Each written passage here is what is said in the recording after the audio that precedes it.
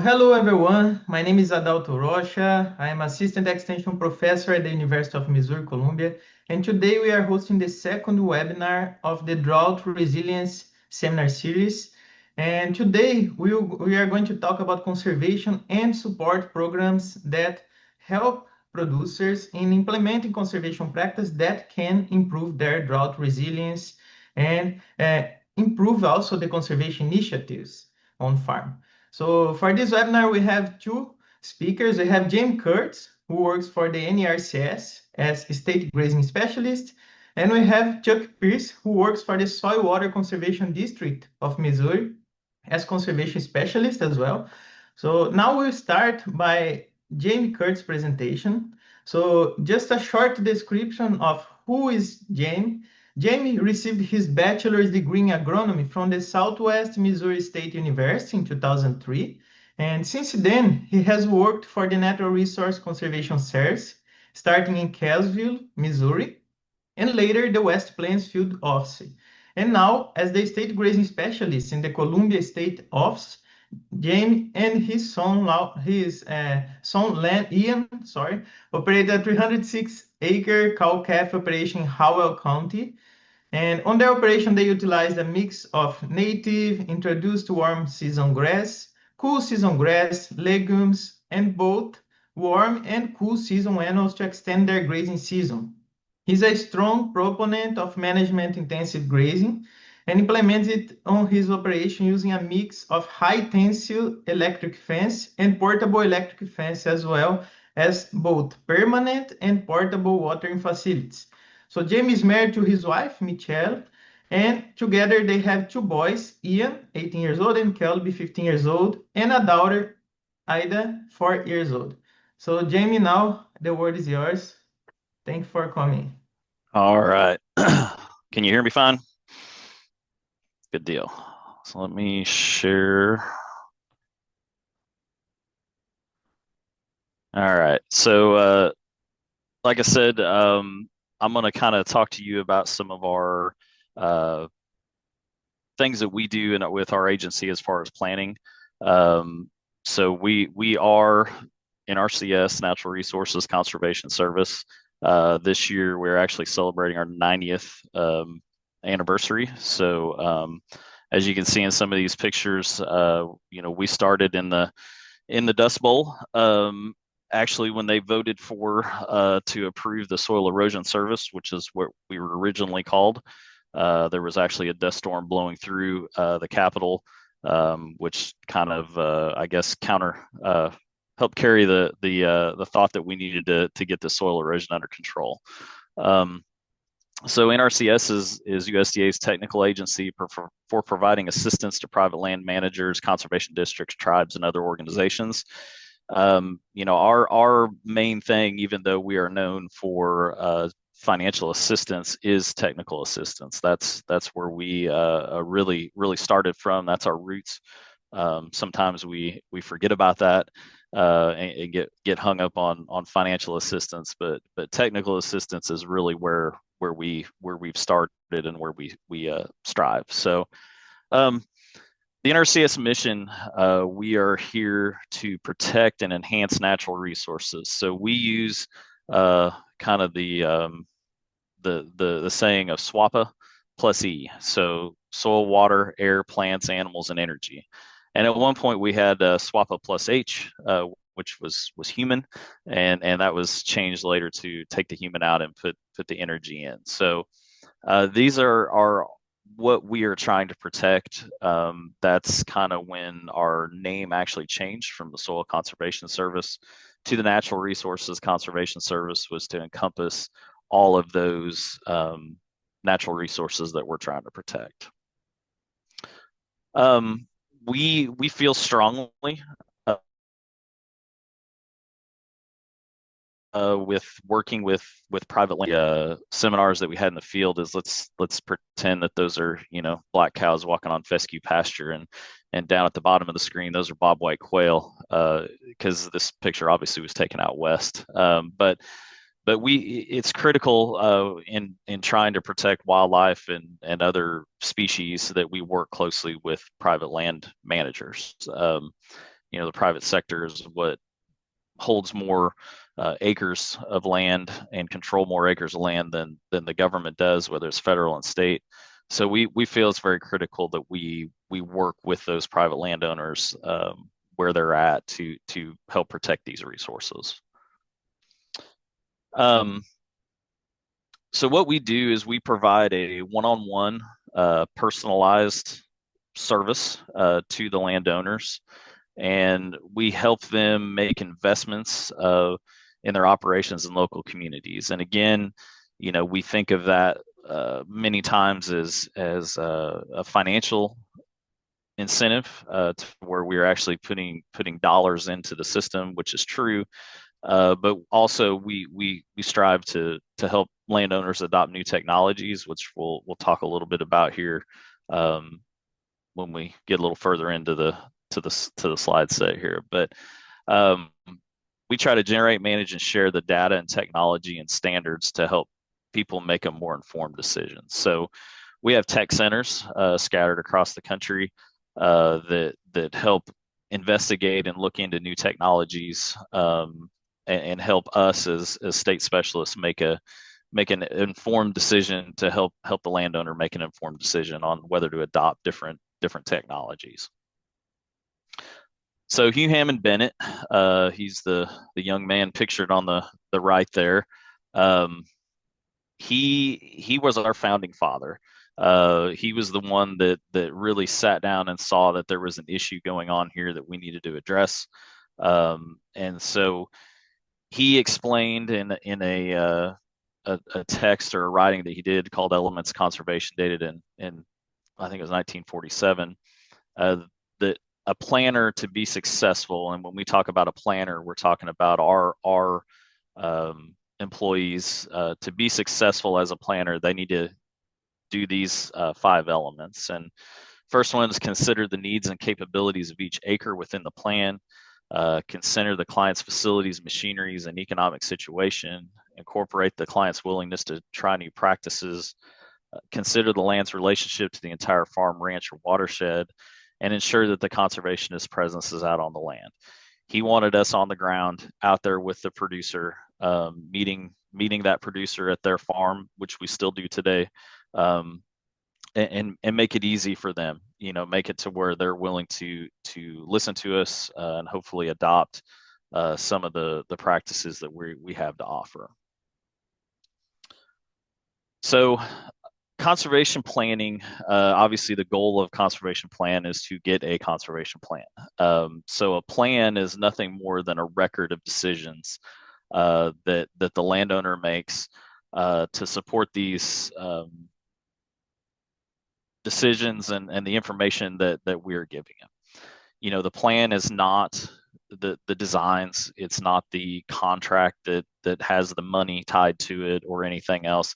It is more than just it's basically just that record that says, here's what I want to do, and let's proceed from here. So everything that we do, and I'll say this numerous times, is 100% voluntary. We don't force you to do anything. We try to give you alternatives to make a decision that you're going to be happy with in the long run. I've always told people that if I make the decision for you and it fails, it's my fault. If we make the decision together or you make the decision, it's our fault. So we want producers to be successful and have buy-in on any decisions that we make on their property. So resource concerns is the next thing. So everything that we do is tied back to a resource concern. If we're not addressing a resource concern when it comes to financial assistance, then we're not going to pay to do something. So the resource condition that does not meet minimum acceptable condition levels as established by a resource planning criteria is a resource concern. So the long and the short of that is we have set criteria that in order for you to be meeting certain concerns such as soil erosion or soil health or water conservation, or trying to think of one for livestock would be degraded plant conditions or something like that. So we've got different tools that we will use to evaluate your farm, and it will tell us whether or not we have a resource concern. In this picture, obviously, there's a pretty big ditch there, gully forming that needs to be addressed. So in that situation, if I run my tool and it says nope, he's fine, there's no problems, then we can go back in kind of in the background and make sure that we do address the concerns out there. But usually these are all evaluated at the field level. So we will come to your farm and look at your conditions as they are out there and make decisions from there. So when we get into actual planning, our agency has broke it down into 9 steps. So all of our certified planners, for them to become a certified planner, has to go through conservation planning training. With that, they're going to learn the 9 steps of conservation planning. So we've broke these 9 steps into 3 phases: the collection, analysis, decision support, and then application and evaluation. So I always like to tell people, phase 1, we're going to take care of a lot of phase 1 in the first farm visit. So you're gonna call us. We're going to come out, schedule a time to come visit with you. Phase 2, for the most part, takes place after the farm visit. We're going to look at alternatives, actually make decisions, and then at the end we're gonna implement that plan. And sometimes, as you can see in the drawing, we need to go back to the drawing board and start back over at phase 1 if something doesn't work like we've planned it to work. So we'll kind of go through these different phases. Step 1 is going to be identify the problems and opportunities. So usually, again, we're 100% voluntary. So you're going to come to us with a problem. That's how most of our interactions with landowners start. You've got an issue, you've got an erosion problem, you want to try something new, you want to plant some native grass or whatever. You're going to come to us with that problem. Once you determine what the problem is, then we want to talk to you about your goals and objectives. So if we don't know where you want to get, it's going to be hard for us to get there. It's driving down the highway and not knowing what exit to take and just start taking random exits and hope you end up at home. So we want to know your goals, and these are things that hopefully that you've thought about before you come into us. But sometimes we got to talk these things out a little bit, and that's okay. That's part of our job. And then step 3 is where we're going to inventory your resources. Again, most visits I've been on involve a side-by-side or a truck and a lot of note taking and driving around and showing me, as the landowner, you're showing me what you perceive as the problem. We may point out other problems that we see along the way. If there's an invasive weed problem out in one of your pastures that you didn't realize you had, we're going to help pick those things out for you. But ultimately, again, 100% voluntary, like I had said, so we don't make you address anything you don't want to address. And the final thing in phase 1 is analyze the data. So we're gonna kind of combine different inventories that we're doing. We have a what we call a CART tool, which is a tool that we use to determine what resource concerns are being met and not being met. And that's where we start entering that information into that tool. Then we move into phase 2. So phase 2, step 5, we're looking at formulating alternatives, and this is something that not just us as the planning agency do. I want you all involved in that as well. Sometimes we will have I did a lot of grazing systems. Obviously, I'm a grazing specialist. But I would be out on a farm visit with producers, and I would always give them some maps and different things to look at, whether it was just an aerial photo or topo maps or contour maps, whatever. And basically, when we left the field that day, I would give them that stack of maps and I wanted them to put their ideas on paper. I want them to buy into this process. I don't want them just saying, just decide what you want to do and go from there. And again, ultimately, it comes into that buy-in. If I design a system and they don't like it, it's going to be my fault, and they're probably never going to come back to us again. But a lot of times, I'd say 9 times out of 10, when we start that planning process and we get back together in a week or two or however long it takes for us to get back together, many of the lines on the map and the ideas we're always, usually it seems like, on the same page. We're pretty close. I may have a extra fence in or whatever, and we kind of bounce ideas off each other at that point. Your property better than I do. There may be a reason why we don't want to put a fence down there, because there's a giant ravine with rock outcropping and we can't drive post or something down there. I don't know, or cattle just won't move that direction. But that's like I said, it's a buy-in with the producer. So we formulate these alternatives, we evaluate the alternatives, we discuss them, and then ultimately the landowner makes the decision. So we've made it to step 7, which is a big deal. Sometimes that takes longer than we feel it should, but 9 times out of 10, these are some pretty big steps for a lot of our producers to take. Finally, we get to phase 3, which was the application and evaluation. So we're going to implement this plan. So we made the decision, we've wrote that plan, we've wrote that conservation plan, we've wrote the financial assistance contract, whether it's state cost share or federal cost share, and we're ready to roll. At this point, we make the designs. If you've got different things that need to be designed, we will do that at that point. And ultimately, you'll sign all your documents, and we'll move on down the road.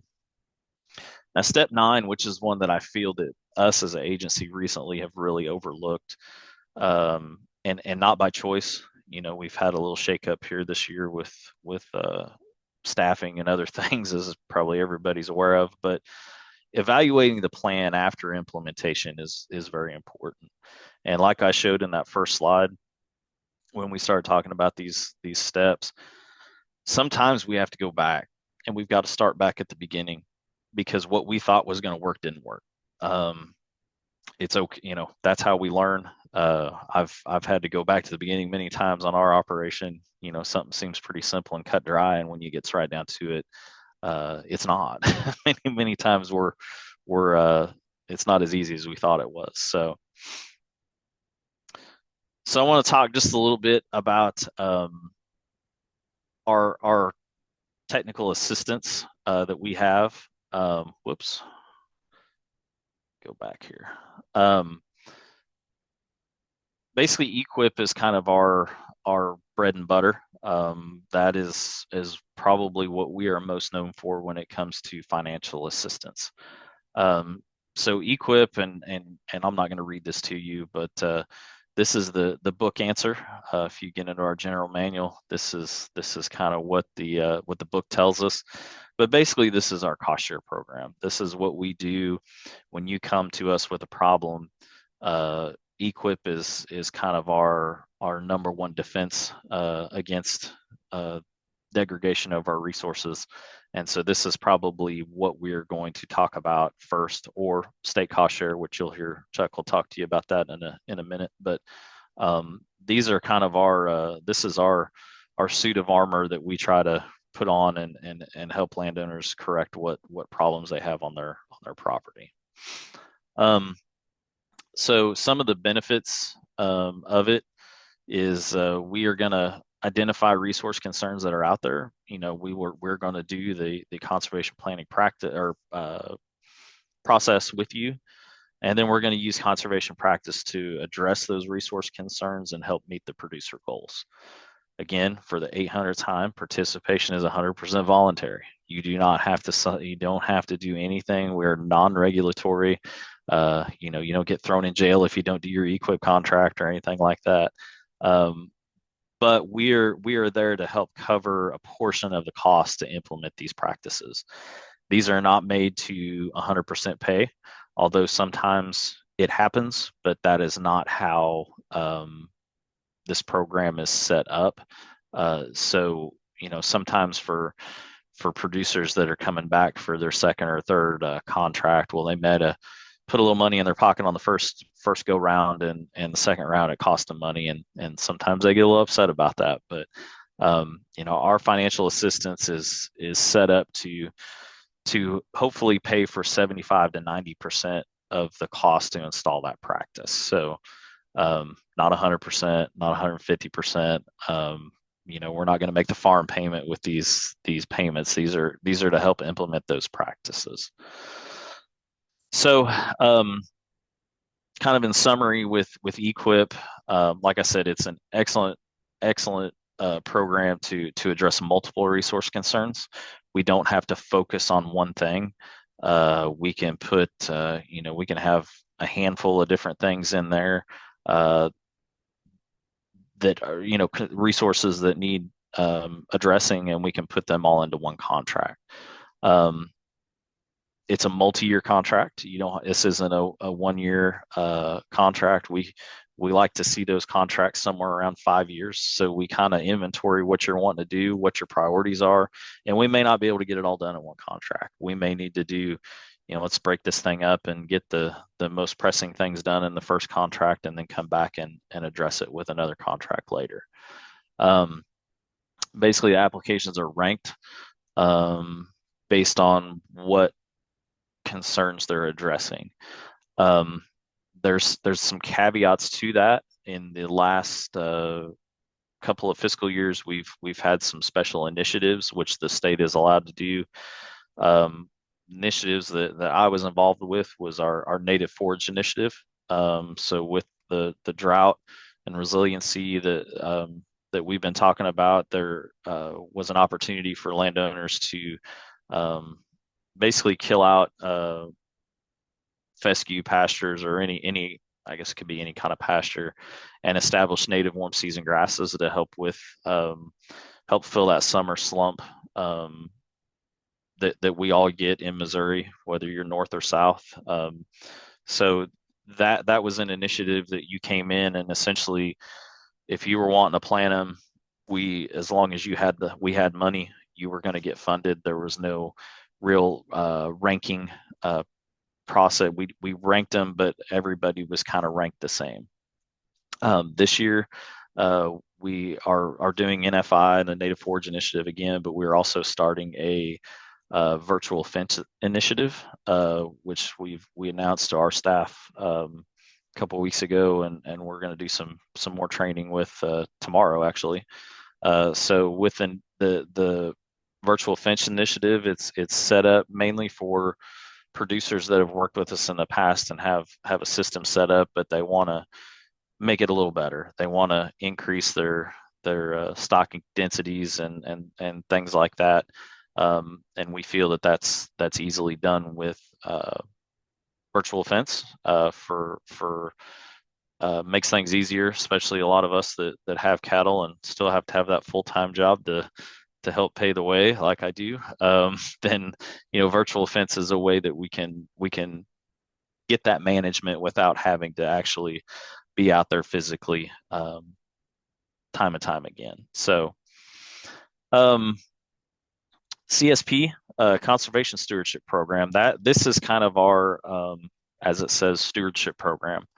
What CSP was set up to do is to reward landowners for good conservation. We kind of looked at this as the cherry on top of the ice cream sundae. You did a great job. You're doing a great job, and this is kind of something to acknowledge that, hey, you're doing a great job, but there's still a little more we can do. We can still take things a little bit better. So CSP is rewarding, like I said, rewarding people for what they are currently doing, and then rewarding them for taking that next step with management. So basically, like I says, it helps you build on your existing conservation efforts. Unlike EQIP, this is not really a place to set up a grazing system or to build terraces or to, install ponds, because it's a very low level of payment as far as practices go.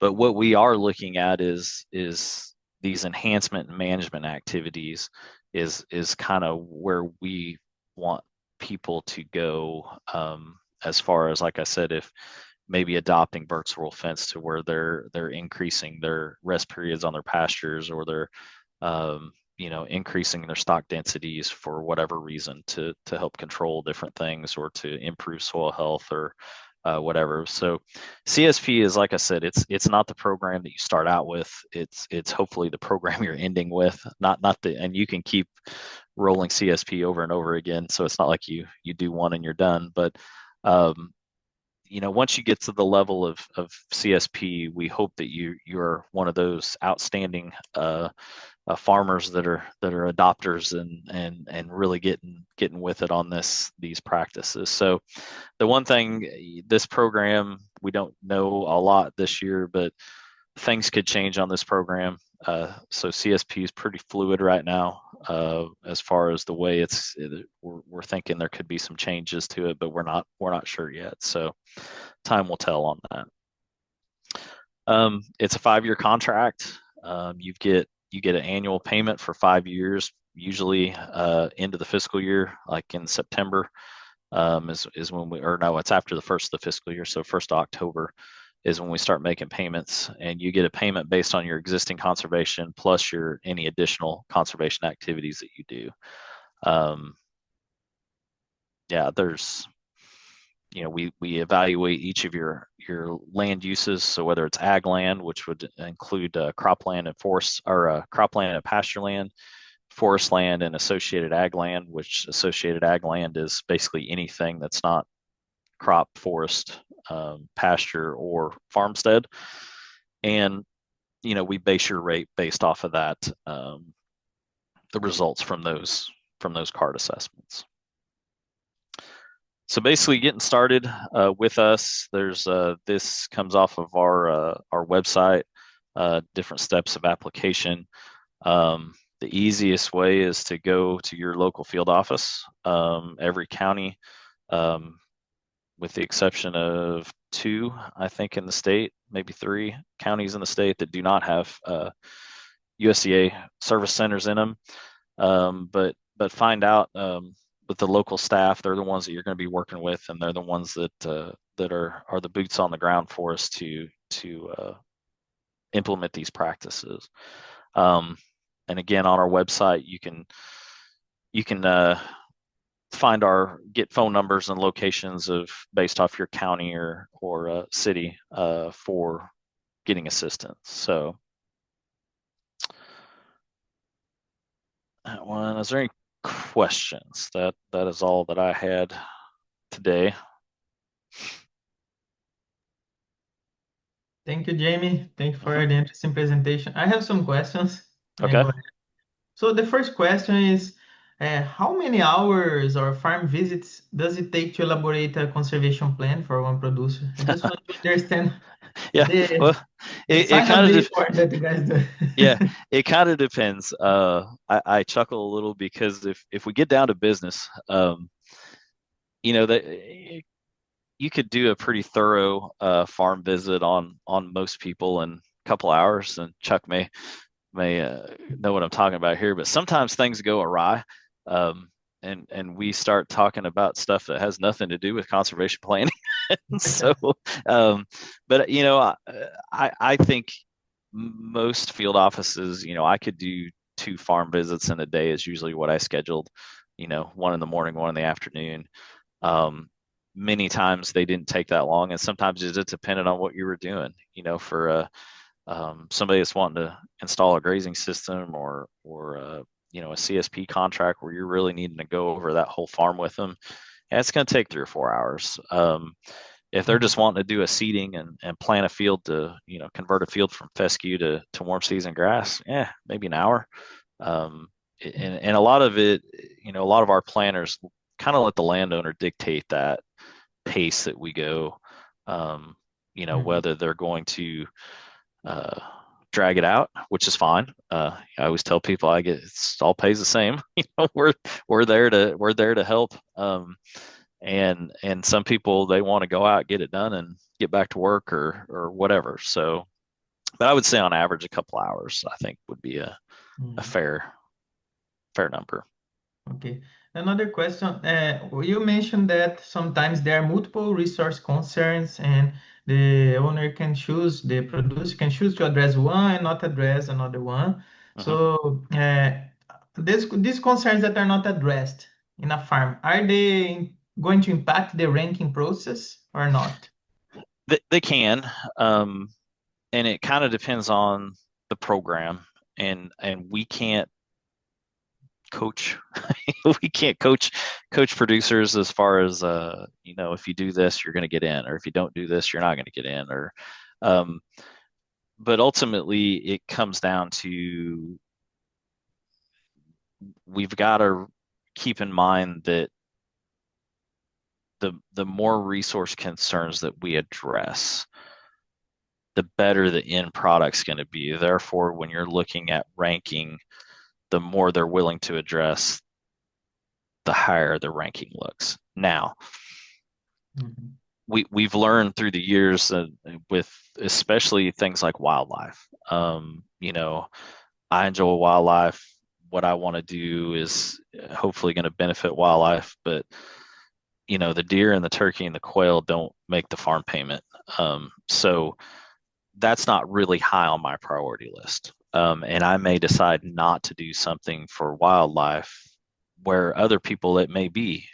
Chuck may love to deer hunt or whatever, and that whatever he wants to do is the wildlife are in the forefront. So that's kind of the difference, and that's why these plans are individual to everyone, because they are able to make that decision.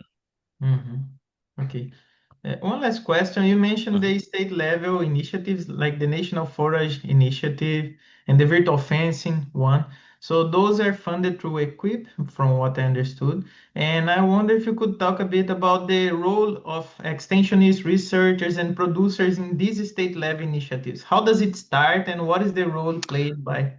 So the state level initiatives are, just what they sound of. They're state driven. Our state conservationist has the authority to allocate money towards things that he feels are important. Most of the time, these are led that with the Native Forage Initiative. That was kind of a group effort between MU Extension, Missouri Department of Conservation, and us.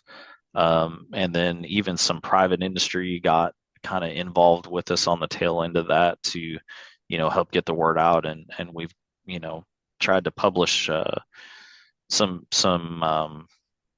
guide sheets and other publications about, talking about the benefits of these initiatives. Ultimately, it's not really research or anything. It's basically, we kind of listen to the people. So with the virtual fence initiative, obviously MU Circle Project there, Caitlin Dosler that's running the virtual fence program there, and Rob Myers had spoke, and um, it just kind of was one of them things that materialized. And like I said, what we are looking to do, just because we offer it in an initiative, doesn't mean that that's the only way we can fund it. So um, in this initiative, the initiative is really set up for those people wanting to take that next step. So if you need infrastructure and you need water systems and other things like that, uh, this initiative probably isn't for you. Um, but for those people, we can still fund virtual fence, but they're just going to go through a different pot of money. So it's just that separate pot of money that we have sitting there just for those very specific, and usually they are super specific. So, Okay, thank you. uh-huh. Uh, I think so. The audience did not include any question in the chat, so I think we can continue with Chuck now. Thank you, Jim. Thanks so much for the presentation. It's very interesting to learn more about the planning process. It's the kind of information that we don't find easily, so we really appreciate that. Thank you. No problem. Thanks.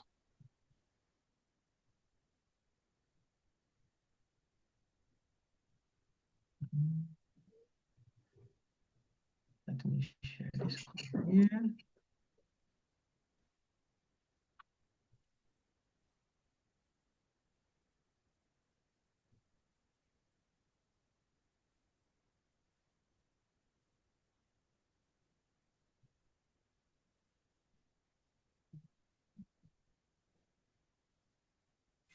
So now we have Chuck Pierce, who is going to talk about the soil water conservation district programs, the state level programs. And Chuck is a district conservationist. He works for Franklin County Soil and Water Conservation District. He has worked for this district since March of 2018 as a district technician, and he's engaged in learning and truly sold on the benefits of grazing practice. He has 10 grandchildren, and as such, he hopes to leave his farms in better shape and our farms in the state in better shape for their future. So, Chuck, please go ahead. The word is yours. And thank you. Thank you, Adolfo. I guess you can hear me now. So I'm just first time. As you can see, I'm old, even though I haven't been here for a long time, and in the soil and water district. But just to add on to what Jamie said, soil and water conservation districts, and you can see it on here on the screen. But we are actually work hand in hand with NRCS, and there's one in almost every office. I would assume it's in probably every office because we have one in 114 counties of the state, which is every county. And we work hand in hand with NRCS. We even follow their technical guidance. As he said, they offer technical assistance. We do the same, but it's all based upon NRCS technical assistance. And as you can see, the soil and water conservation districts as a whole are in every county in Missouri. They are run by an elected board of farmers. That's how we're a little bit different. We are run locally. So they're elected for a 4-year term in each of the 4 areas of each and every county in the state of Missouri. And they are the ones that direct us, us as employees, I say. The monies that are received or allocated to each county for cost share, they're based upon a 1/2 10-cent sales tax that is voted on every 10 years by the residents of Missouri, which is kind of unique. Like I said, there's usually a soil and water conservation district in every state, and different states run it differently. And ours is kind of unique because we have that tax that 1/2 of it goes to the Parks Department and 1/2 of it goes to the soil and water for conservation of soil and water in farms and rural areas. And it's a pretty awesome thing. So just wanted to continue on here in our slides. And state cost share for grazing system is one thing that I'll be talking about today mainly. And the reason being is because we have so many more programs. We have programs for terraces, and we call that cost share programs. One thing I guess that we're different from NRCS is that we don't have a system where they have to rank you or do anything like that. It's a first come, first serve on all the monies that we have allocated. They allocate monies to each county, and as you spend more, you can get more up to a certain point. We are allocated, and after that point, whatever the set amount that we have allocated to each individual district or county, and also the state has a budget that we go by, but that is handled by the Department of Natural Resources, the money end of it. So all we got to do is help the landowners and get these cost share programs on the ground. And so I'm going to be talking a little bit about just the grazing systems, and then some other programs that go right along with the grazing system program. And here we go, have the DSP3, or they call it the DSP3 programs, which is our grazing programs, and our grazing system policy. And we have 5 practices, and it's actually 6 now because they've added one to it. And those 6 practices are this: the DSP 3.1 is our water development and that'd be for like a well, and I'll go through those in a second. DSP 3.2 water distribution. We got DSP 3.3, which is our fence, and DSP 3.1 lime, DSP 3.5, which is a legume seeding, and then 3.6 was the one that they added, and that's a native warm season grass addition that we have, and that's one will go to cover 20% of your grazable acres. That's all we really kind of recommend on that. And we kind of follow, like I said, NRCS's standards and specs, and they have a grazing 528, which is their code for grazing. And that's what we follow. So we will come by and help you set up a grazing system, and we'll assist in that, come out to your farm, help you develop a grazing system if you don't have one already. You all are in total charge. The landowner is of that program. If they want to change anything in there, we work with you. We're not sitting there to tell you what to do. We want to do what works best for you, because everybody's different in what works best for them underneath the grazing practice. We just have some things that we have to follow. And so next slide, we talk about the grazing 3.1 and the purpose of the grazing system. Improve or maintain our desired species composition, vigor, and plant community. These are the things that we want to do, or that we're trying to do with a grazing system, to improve or maintain the surface or subsurface water quality and quantity, improve or maintain the riparian and the watershed, and for their reduced accelerated erosion, and maintain or improve soil condition. Now, this last one is not a true component or a true purpose, but it's one that I added because I think I've seen it and it really works. Most ranchers or cattle farmers that are doing this today, anybody with livestock will tell you that they want to work smarter, not harder. And that's what we believe a true grazing system will help you do. We've seen the effects of cattle being able to be moved easily from one paddock to another because they're so used to it. They're ready to move before the farmer even gets them going on it. So pretty awesome thing. Helps you save on that.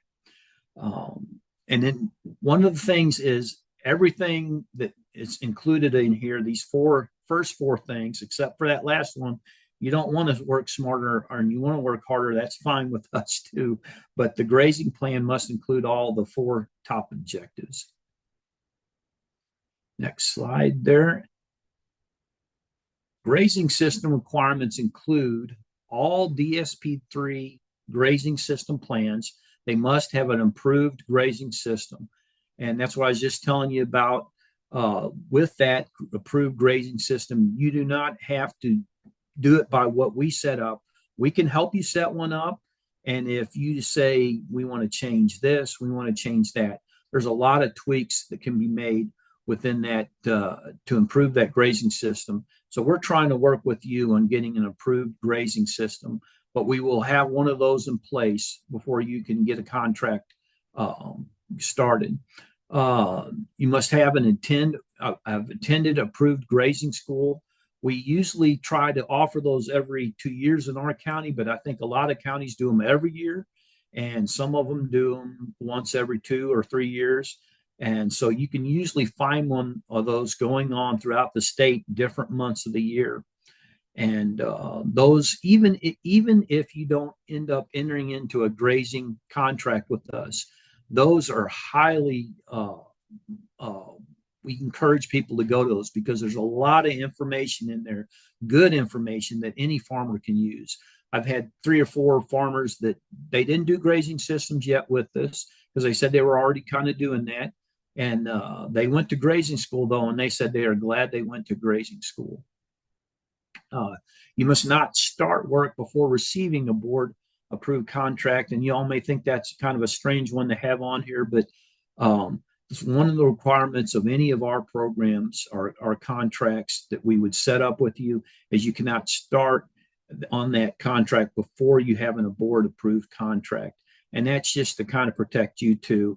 I mean, not that most people don't get funded, but if by chance, for some reason, we would be short funding and we couldn't get you going, we don't want you to start before you have that approved contract. When you have that approved contract by the board in your hand, that means that that money has already been set aside for you to do that work. So it's already there. Perimeter or containment fences must also be in place. Got to have some way to have say that you're keeping the cattle on your property. So that doesn't necessarily mean that you have to have one before you start a contract. Grazing is kind of unique in that if you say you want to do grazing, you have 3 years to complete the complete system. And I'll go over the different steps of that system, the different components in a second. But you can, so if you're saying I'm a brand new farmer, I'm just getting started and I want to do a grazing system. I really want to do this, but I don't even have my fences in place. Get those fences in place and we can start you a grazing system right away. And then you have 3 years to complete it. So a lot of people feel overwhelmed when they think, well, I got to put a fence in my rough ground that I'm not sure what fences I have here. But usually if we don't require any certain type of fence, it just has to be one that can contain those animals to your property. And I think a lot of that goes to Missouri fencing laws and stuff that they've had in the past. So that's one of the reasons we have that. Lastly, there it says an entire grazing system must meet standard and specifications within 3 years after the first payment. So I'm going to go over those contracts here in a second, or different segments of the grazing. So before you actually can get paid, you have to complete each portion of that, whether it be fence or your well. Those are all separate, and that's how we pay. We don't pay during the process. You have to complete the whole contract, but we break the contracts down into smaller components such as well, fencing, water distribution. But in 3 years, you must have that complete system in place, that complete grazing system, which most people are doing it within the first year or two. They want to get going on that. DSP 3.1 is our water development, and it's the least cost alternative of a pond, well, or a spring development. And the cost is determined, this is one of the other requirements, is the cost is determined by the acres which are served by the water source. And you'll see that on each one of these, there's a different amount of money that's allotted to different practices. And that's because these are called, and what we say when we say those acres, we say grazing acres. If you got a block of woods, of course, that's not going to be considered into that, or a pond, but we have other programs that we can help you with those two things too, and I'll be talking about later.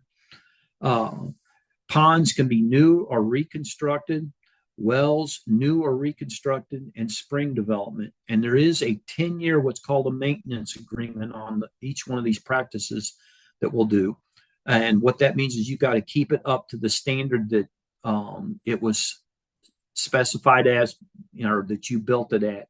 It cannot be like fences can't be torn down, or if they're knocked down, you need to get them fixed.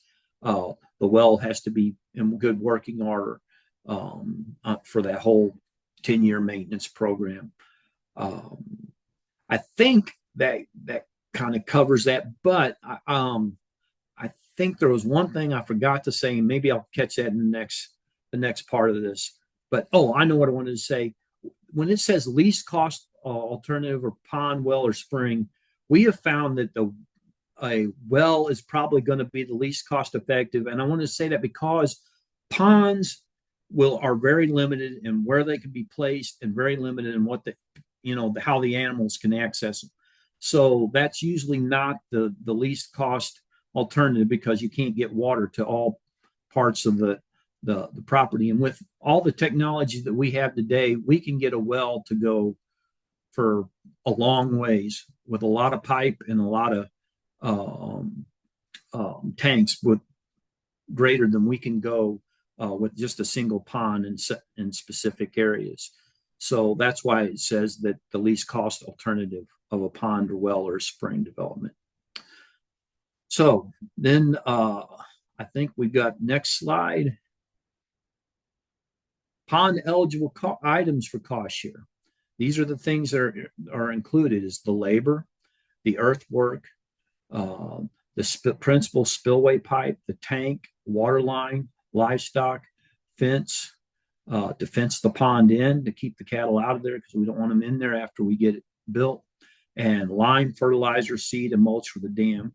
And we can also use a practice called N472 on an exclusion or an existing pond. That's kind of a unique thing that they just started, where we can fence in. If you have an old pond on there and they're drinking water, maybe you have an old coffer type water trough or something off that pipeline off that, or they're drinking directly from that pond, we want to give them a good, clean, viable water source. So what we're going to do is we're going to help you exclude that, and we're going to assist you with the fence up to 75%, which I'll talk about a little bit later, to exclude them from that pond so that they can no longer access that pond for water. So that's included in on this. Okay, next slide. Well eligible items are the cost share for drilling, casing, grout, liner, well house, submersible pump, the pressure tank, miscellaneous well components. Everything is figured in there. And one thing to note, and I don't think I really covered this earlier, I just wanted to add to this, is we pay, or what is paid for cost share is 75% of the state cost average. And I may have a slide in there going over that, but I just wanted to say, because I may be referring to that every once in a while, we follow NRCS's guidelines for what their costs are, and how they figure that is throughout the state. Instead of just taking the big city, counties like our county is close to St. Louis. St. Louis County may have a higher rate for construction costs than they do up in Worth County at the other far northwest side of the state. So what they do is they average that all out, and that's how they come up with their cost. So, and it also is based upon what we are given each year when we do these practices. When we give receipts, we don't require receipts in our county on a lot of things, a lot of the construction components, but it's nice to have those receipts. And some of them do require them, some of the counties do. And it's good to have those receipts because that's how they come up with this cost share database that shows the average cost throughout the state. So that's something just to note as we talk about this. But ours is based on 75%. That's what you would get paid, or that's what we would assist with, of that average cost of the state. And we have all that broke down, and it's broke down on your contract, be broken down just like you see here on these things in the well house, the submersible pump, and all these things. Drilling, casing, grout, and liner is all figured as one component. And we follow the water well standard that NRCS has down there, 642. Next slide. Spring development is something we don't use very often. Matter of fact, we try to encourage people to fence out their springs, but there are some cases where a spring tank, can be viable. But like, again, in the pond situation, it doesn't always cover very many cattle, and only in usually a specific area. So, but we would cover the labor, the trenching, the backfill, the pipeline, the hydrants, the valves, and the water tank, exclusion fence to keep them from getting in the main part of the spring, bentonite or gravel and concrete, whatever was needed to kind of reinforce that and make that spring work the way it should, and then geotextile. And we do go work with NRCS to design all these things. So you'll also have the design specs on all these things when we get done. And that's just showing the code down there. And getting to the water distribution now, 3.2. And I don't know if I noticed this on the well one, but underneath the well, if you notice, the cost share rate was $150 per acre for well. So that means, and you see this right here, that $150 and that's on the well, the pond, or the spring, $150 per grazing acres that serves. So, like I said, that doesn't include woods or ponds and stuff. We take that out of there, but whatever your grazable acres are, that's what you would be allowed the max on. So $150 an acre. If you had 1,000 acres or 100 acres, you can do the math on that. If you had 100 acres, I can do the simple math on that's $1,000. So no, excuse me, $10,000. No, I can't do the math. I'm not that smart. So, but you could probably do the math better than I have. So that's what that maximum is down there. But again, this is determined by the acres in the paddocks receiving water. So if you had a paddock that you by chance had a pond already in, and you said, I'm going to water them out of that pond, you could not include that in the grazing acres for the other parts that we want to do. That's why we suggest, and we're wanting to get them good, clean water, we suggest fencing that pond out with that N472 practice that we have. We can assist you with the fence to fence them out, and then we can put a tank in that area. The number of paddocks or acres in the system must be increased to be eligible for additional water distribution. That means if you ever added to your grazing system, you said that area that you had the pond in, maybe that I was just talking about, and you didn't want to fence it off the first time, maybe decided later, I'd really rather have that a good, stable water system in there. So I want to add that to it.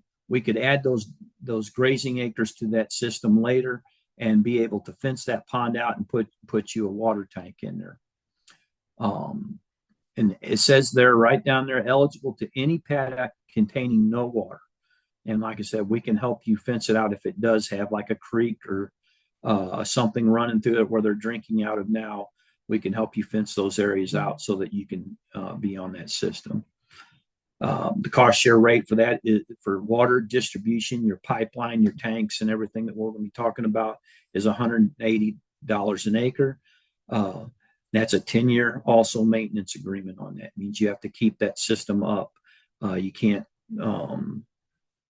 We had some places that, if you sell the property and something happens, it's still supposed to move along underneath that 10-year maintenance with the new landowner.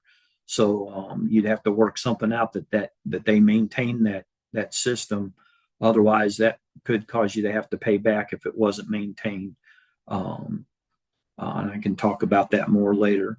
Next slide says, I think it's given us our components here. This is what water distribution items are eligible for cost share.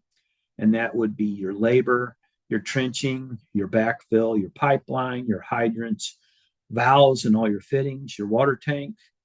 And we have no set water tank that you can use a tire tank. We have specifications for that. We can show you those.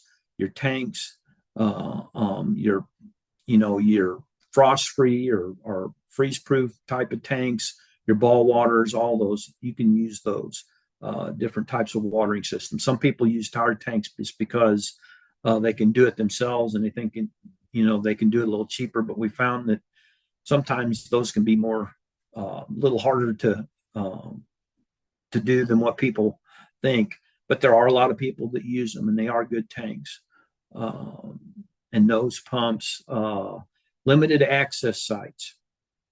So we can kind of help you get, if there's hard to get in there, we can help you with the fence net to make it an accessible place to get in there. I've even done one where we had a stream bank crossing to get a tank back there. We were helping the gentleman with the stream bank crossing so that he can be able to access that tank, and the cattle can too a little bit easier. And that can be an issue too. And you can see that the things that we put on here, the codes, different codes from NRCS down here at the bottom. Next slide. DSP 3.3 fence. This is the third one in our grazing system. And you can see each one of these I'm talking about would be a different contract. So how we do it is if you get a contract for water for the well, and that's the first thing you usually put in anyways. You're putting in your well. Once you get it finished and put in, then we can pay you for that well on that contract. Same with the DSP 3.2, the water distribution, and this one, the 3.3 fence. So I've had some guys put their fence in before they put their pipeline in, which is fine. You may have to work around a few fences, but they put in their cross fencing and their regular fencing before they even did their pipelines, and that's fine. You get that fencing all in. We'll come out and check that out, GPS that fence, and make sure that it meets the NRCS standards and specifications, and we'll pay you on that fence. And it's determined by this $100 per acre paddock or grazable acre thing. So you can see there's different rates that you have for each of the grazable acres. And this one just happens to be $100. So the number of paddocks or acres in the system must be increased in order to divide the paddocks, because in a grazing system, you have basically division fences where you divide those paddocks up. And when you do that, if you want to increase that, let's say you want to be real intensive with your grazing, and later down the road, you decide, I want to split that again, we can help you do that. But and it's done off the acres that you're breaking down into that system. But we can help you divide that with a division fence too. And it includes the acres that may have been used in the previous one, but you're doing something extra. You're doing something more. You're actually breaking that down more. And that's another reason, just to go back to helping you with the setting up your grazing plan.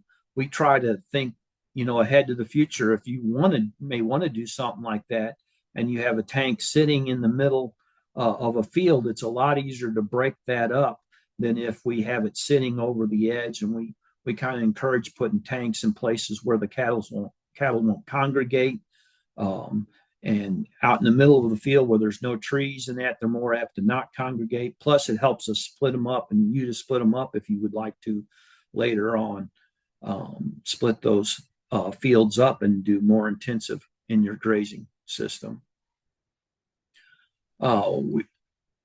Fence eligible items for cost share are labor, the posts, the wire, the gates, the energizer installation and accessories, water gap components, offset wire, and this all meets NRCS's standard and spec when we come to check it out, which is code 382. One of those things I just want to touch on briefly is the energizer installation, because that requires you to follow either whatever the manufacturer specification is or NRCS's standard for that fencing, which we will give you. But a lot of people don't understand that requires a lightning choke and a lightning interrupter that will break up that lightning. There's two different things there, and a lot of people don't see that. Also, grounding is another necessity. Grounding is always based upon the number of joules that's on the energizer. So that's something we take into consideration. But we will give you all that information before you actually start on your contract. So you'll know that right ahead of time. Next thing. Lime, DSP 3.4 is lime. We can help you for the one-time correction of your pH, and that's also determined by acres, and that's the cost there, $75 an acre. And it's determined by a soil test. You get a soil test, and we can help you with lime on your property. And a lot of guys take advantage of this because lime is usually the one thing that's deficient on most grazable acres. And so we have a cost in there, and I think it's 8 cents per ton right now. So, or 8 cents per pound, excuse me, per pound. Said that last time. 8 cents per pound, which is pretty good for lime, and that covers the cost of putting the lime down and getting out to your place, putting it down, and in the way that it needs to be put down. Next slide. That has only a 5-year maintenance agreement on it. Limes includes right there, it says delivery to the site and spreading.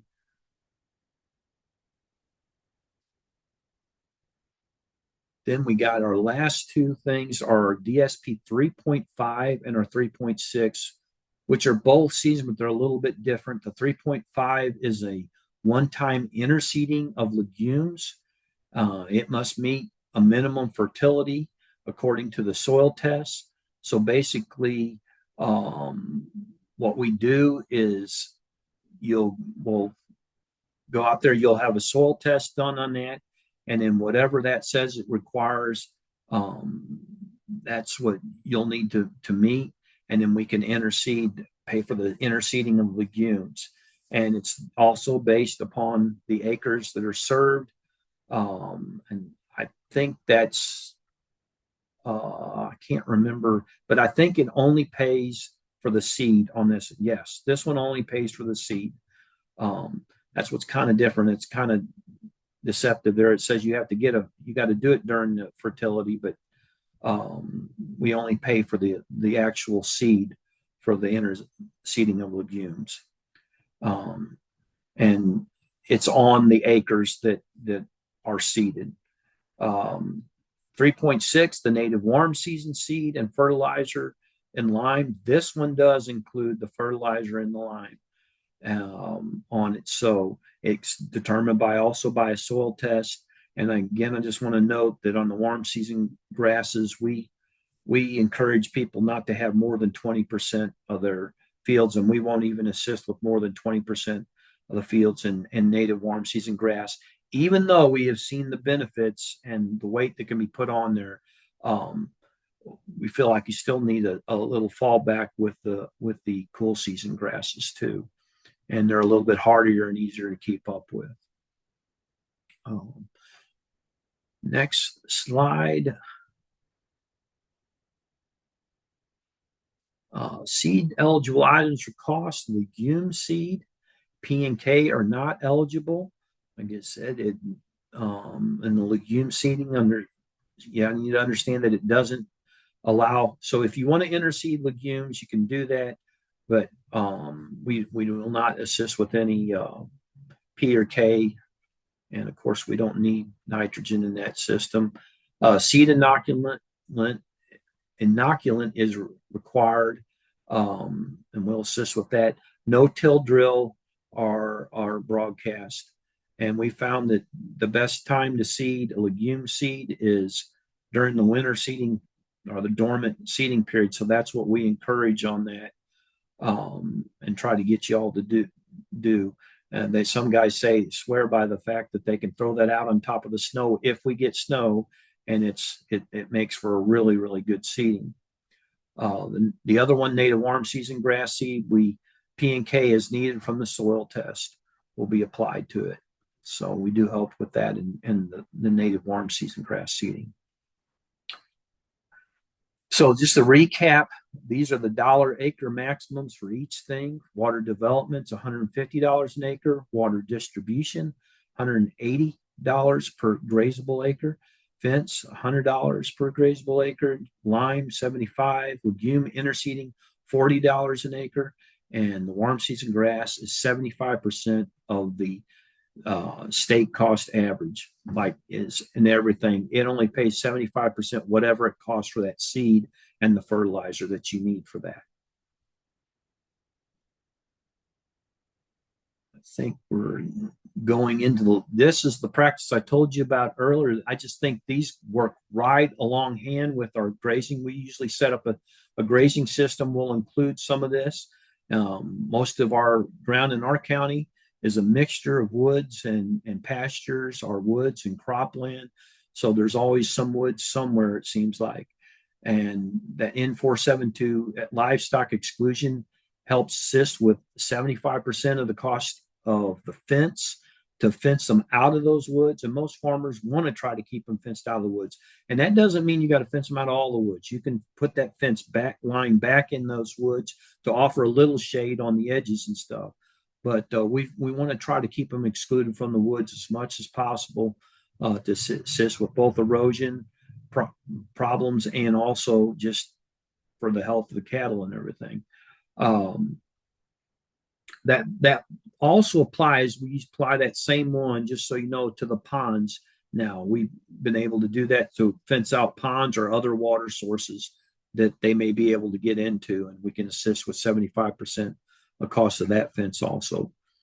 I think this is the next one is the last one that we have, and that's the stream protection one. This one we also in our county use this a lot in combination with grazing. If you have a stream that they're drinking out of, and you can kind of see it there, and you'd be surprised at the things that show up as streams. There's many, many things that show up as streams. One of the main ones being if it or definitions of if it has pools of water beneath it. And I can tell you that on our mapping program, things that show up as streams, I would normally think would show up as streams. So I have a lot of people who say, well, I just got a old ditch that runs through my thing. It's got water in it, at times, but and they drink out of it, but it's not really a creek. And that's okay. If it shows on that map, or if it has some distinguishable pools of water in it, we can assist with fencing them out of there, because we want them to drink clean, keep the water pure and keep them out of the creeks too, because they're doing their business in the water is not good for the water downstream, and it all has to flow into something downstream.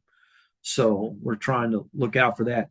But in this instance, we call this a WQ10. If you ever hear me say that term, it's our Stream Protection Act. Will help you, assist you with fencing them out of the stream. And we also can help, and I don't have these written down, I don't think, but the components for that, we can help you put a tank on either side that you're fencing out. So that creek that you're seeing in that picture, if we were to assist you with the fence to fence them out of both sides of that creek, and you have to be 25 foot from the high bank, which is, let's say, over there by that one oak tree or so. But let's say we fenced them out of there, and you could see that they're eating right down to next to that creek. We would help you with the fence to fence them out, and then any grazing that you might lose by fencing them out by that minimum 25 foot, and you can go up to 150 foot, we would pay an out of production incentive of $650 an acre to keep them out of that thing. And that's a one-time payment on that out of production. We would also assist you with a tank to put on both sides, because you could see both sides would be cut off from that. We could help you get water to both sides of that creek there. So, and underneath the WQ10, there are no acre limits. We also have a well program underneath it, but it's a little restrictive, and it only has a max of about 10,800, and it's 75% of that. So it can be quite a bit less. If you have grazable acres, you're better off doing the well underneath the grazing system. But this works real well to get you tanks. If you do not have tanks, or you do not have a good water system, and you want to fence them out of your creeks, but you don't necessarily want to enter into a grazing system, we can fence them and get water to each side that's cut off from that water source, whatever that stream may be and wherever it runs. But you do have to exclude them from the complete stream there too. And I think the next slide we have is we're getting close to the end here. This is a grazing system, and I kind of left the contours on, and those are 20-foot contours. This is some pretty steep, rugged ground over in the west part of our county. And I kind of set up a grazing system here. The green lines are the pipeline that you see, the solid lines. The red hash marks are fences that we assisted with. And a lot of this was done underneath the WQ10 because he had a creek running right through the middle of his property. And we assisted him with tanks and fencing.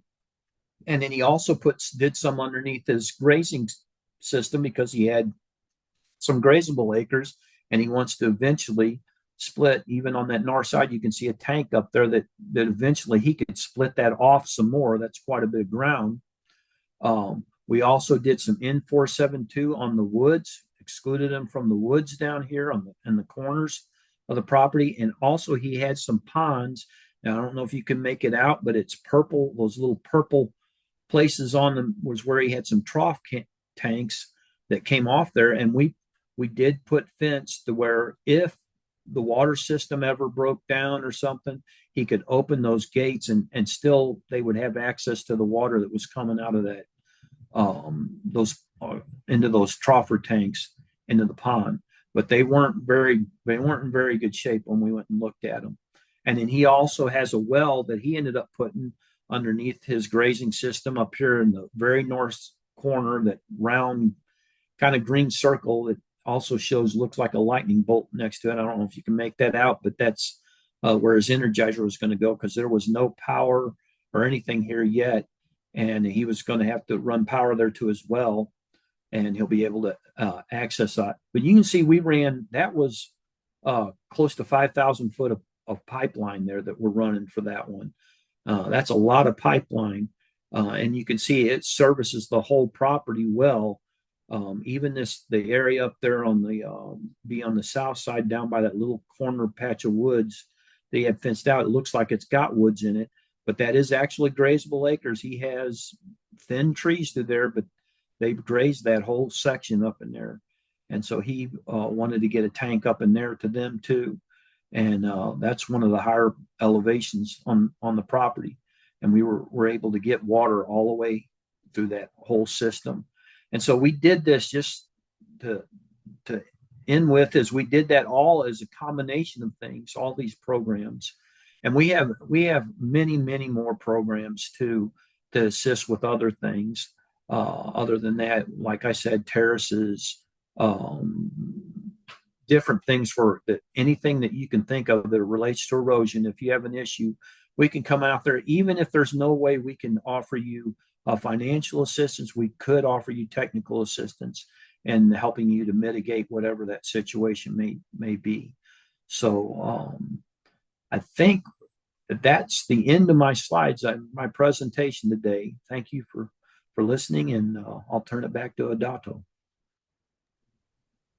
Thank you, Chuck. Thanks so much. It's a very interesting presentation, and I really appreciate the work that you and also Jamie do in terms of conservation planning. This is a very valuable service that you guys provide. And I do have a question, and I'll go ahead and ask you. So when you talked about the program, the state level program, you mentioned there is a certain amount of money that comes from sales tax, and funds the program. So do you know if all of the money goes to the program as a whole, or if the money is divided between different practices to be allocated? Yes, we do allocate. We call it silos. For like grazing would be one of those silos.